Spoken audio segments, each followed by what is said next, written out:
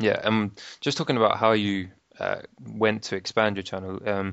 You said you started the channel and you did video game review first, and then at what point did you decide, okay, I want to expand here, I want to make a music channel, I want to make a website and stuff like that? I mean, I've always had websites for any of the projects I've ever done. So Okay. JumbleJunkie was, I think JumbleJunkie.com was been around as long as I've started the YouTube deal. Okay. And then initially I used it, and then I just didn't know what I was going to do with it. And then I said, you know what, let's just make it as the hub for all that is JumbleJunkie. So anything that I do, I put on there, and I just post it along with anything. And anyone who gets on there or RSSs it and stuff, they can keep up with anything. But yeah, I forgot what I was going to say. Yeah. And just when you started the YouTube channel, did you have that plan to sort of expand out, or were you just sort of going to focus on the one channel? No, because I mean, JumbleJunkie was like, I was going to make the channel where all my interest, and I just didn't want to do that. I didn't want to confuse the audience because people get confused enough. Like, there's nothing worse than going to a YouTube channel, watching a video you really like, and then others pop up in your subscription box, and you're like, what the hell's going on? And you had a film. I was looking through your older videos. You had film reviews and stuff like that. Is that something you've carried on the whole way through? Or? No, that was something I did probably 3 years ago, and I did a handful of them, and they're to stay. And would you carry them on in the future, or were you interested in sort of? Not interested. No. I like movies. I was, like I said, I'm very big into filmmaking. I love horror. I always try to incorporate that stuff in my videos, but at the end of the day, like I just don't have a lot of time to watch a whole lot of movies anymore. Yeah, and obviously with all these channels you've got going on, you've got the JumbleJunkie main one, you've got the website, you've got the music channel. How is time management a problem for you? Because it sounds like you've got a lot, and you've also got your arcade and putting them together and stuff like that. Is it hard to sort of manage your time with the work? And I mean, with real life work, it makes it's like another full-time job, really. It's like, here's my schedule, if you want to know my schedule. Yeah, go for it. Monday nights we record my podcast, which is Operation Kill Screen, which is like a gaming podcast. I did a podcast probably 2 years ago called Jumble Junkies that went on for about a year, and then the website kind of collapsed. But this is kind of on my own kind of deal. So we record that Mondays. Tuesdays I have to edit the thing, which is a nightmare. And anyone who's into podcasting knows that editing podcasts sucks ass. It sucks. It's not fun at all. So I'm one of those people, like, I could just throw it up. It's generally, I don't really need to edit it, but I like to hear it. And sometimes there's awkward pauses, or if there's, audio problems because of Skype. I like to make it sound good. So I put in the buffers and put some nice radio compression and crap. But that occupies those 2 days. Wednesdays is kind of like generally my day off, my floater day. And then like Thursday, Friday, I'll go and post a new gaming video. Like, I'll try to have one out by Friday night. And then, like, the weekend, if I'm free, I'll post a music review, or I have another channel called JumbleJunkie Vlog, which I dedicate generally just to my arcade stuff. Like, if I'm working on an arcade machine, if I'm restoring something, I'll just take a quick video with a flip cam and throw it up there. Because people are interested in the arcade stuff, which is interesting, but I kind of keep the main focus and the main beef of the arcade stuff on the gaming channel, just to reviews, not the and with the vlog channel, is that something you started just for the arcades, or is it just something that's meant to be a more of a personal look at what you're doing? I mean, people generally think if you have more than one YouTube channel that you're a YouTube whore. And sometimes, like, when you're starting out YouTube, you want to span out. You want to expand. Sometimes doing the same thing over and over. And if you're not getting the reinforcement and the feedback that you want, it's not the instant gratification. You want to span out and try something. Yeah. Like I said, the music channel was something I never thought would caught on. The vlog channel is just strictly fun. Okay. I like talking about my arcade machines and showing people, or if I have issues when I need help, tech support. Yeah. Is there a big overlap between your channels? Because obviously people. There's going to be people with different interests in the gaming channel and the music channel, but I guess there might be quite a lot of overlap where people like sort of the style of your video game reviews, and then they see you've got another channel and transfer over to that. Is it a lot of the same people on both channels, or do you get a completely separate audience? Between the gaming channel and the music channel, I would say maybe 10% overlap. It's not much. Okay, like my music. My music people will be like, "Oh, where the hell have you been? You haven't posted a review in a while." And then they'll come over and see, like, "Oh, this is what he's doing." And then either like, "Oh, video games suck," or or support me. But yeah, those are two separate communities. Okay, and do you promote them sort of, do you try and link the channels together, or is it something you really do want to leave sort of separate? Um, I mean, the only linking that I remotely do is either in my channel boxes on my channel or on my website. But for the most part, I on Facebook or Twitter and stuff, I very rarely talk about the music channel. It's kind of Oh, like it's like the bastard child I never wanted.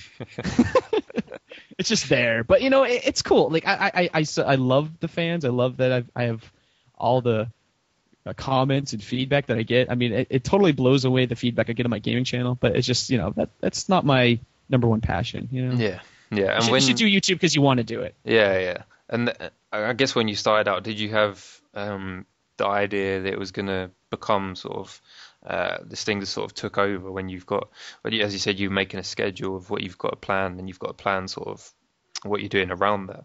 And did you realize it was going to get sort of that big when you started the YouTube channels? I mean, I don't consider myself big. I'm definitely one of the people that've been around for a very long time. Yeah. I definitely didn't innovate anything that I've done. I mean, the music channel, yeah, sure. I guess we can say we kind of ish started it, but for the most part, like I'm almost like a forgotten gem. No, no, I'm definitely not as popular as a lot of people, and it's because as the years went on and stuff, my interest kind of shifted a little bit. I do a lot of arcade stuff now, and that's just like my Yeah. passion. And anyone who wants to do YouTube, I just say, do what you want to do. If you're happy with your videos and if you're passionate about something, do what you want to do. Don't do stuff that you don't want to do because you're not going to have fun. In the end of the day, it's just going to end in a train wreck.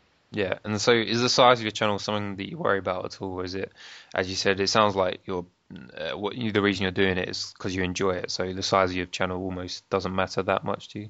Um, I know everyone's initial goal in YouTube is to get partnership, and Yeah. I have 3 partner channels, but honestly, like I wouldn't have the other partner channels if it wasn't for the music channel. Okay.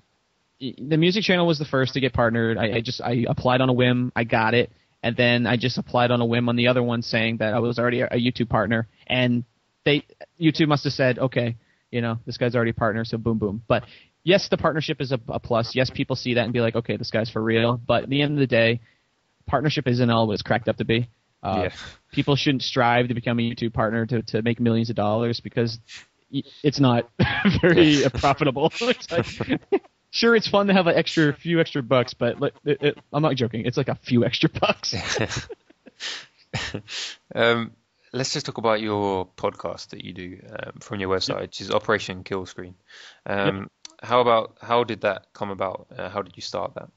Like I think I said earlier, I had a podcast called JumbleJunkies with Yeah. a website called Games and Me.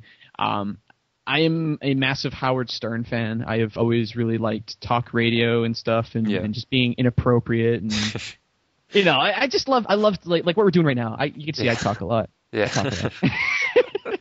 But no, it's just fun talking, shooting the shit with friends, reviewing things together, and just being goofy, playing bad sound effects, bad jokes. That's just me.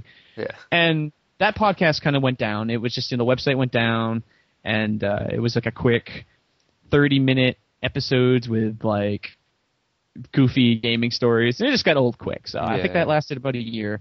And then I was like, it's time to do another podcast again. Like I kind of miss it. It's kind of easy to do, except for the editing process. But it's just podcasting is one of those things. It's not easy to get started with. Like it's very difficult to establish an audience. So I had a friend that filled in on an old Jumble Junkies episode, and I kind of approached him about it. And then actually, initially, Yuri of Wind was on the Operation Kill Screen podcast. Yeah. He with his busy schedule too, it was just hard to schedule a time, so he kind of bowed out. And then in came my friend Dog and My Lens, which I think it's always good to have a female in there, Yeah, it must help the interest of people on YouTube, I guess. Well, yeah, exactly. You gotta have a female in there, and it's always good. Like, and our interests span so far away. I'm like the Microsoft arcade guy, and then Sinister Moon is like the PS3 guy, and then Holly, Dog on My Lens, is like the Nintendo portable person. So we span pretty much everything in gaming, which is what I wanted. And we just I don't know, we have very great chemistry. It's definitely lasted a lot longer than I thought it would. Yeah. I've had a lot of good guests from the YouTube community, like Pete Dorr, Happy Console Gamer, Gamester81. We've had Operation Rainfall on there. The infamous Prism Girl from G4. We've had Yeah. her on there, so it's a good time. And how is it just sort of word of mouth that you get these people on? I guess people have heard about your podcast, and you managed to get these big names onto the channel.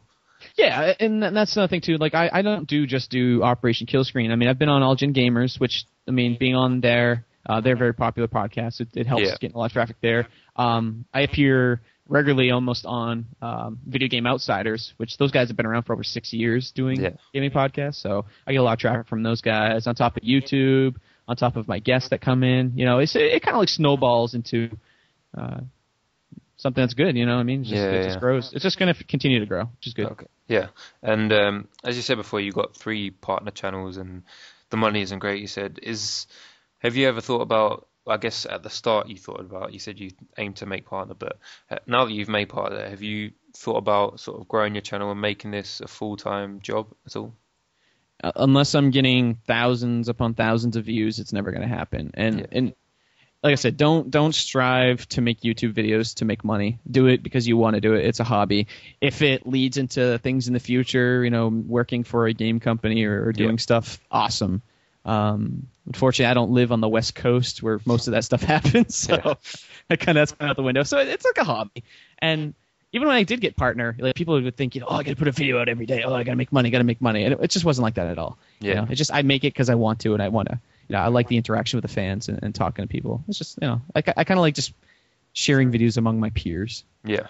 And how exactly does it fit in with the job that you do normally? Because obviously you've got so much going on the YouTube channel and your website that it takes up a lot of time. You've told us your schedule. So how does that fit in with your everyday life and your job? I only work on generally the stuff in the nighttime. Like when I get home from my normal day job, 4 or 5 o'clock, I'll mess around with it for a couple hours and call it good. Like I don't sit upon hours doing stuff unless I'm doing like a Mr. Sock video or something that does acquire a lot of editing. But over the years, I've become like an editing machine. I'm pretty fast and efficient at it now. Yeah.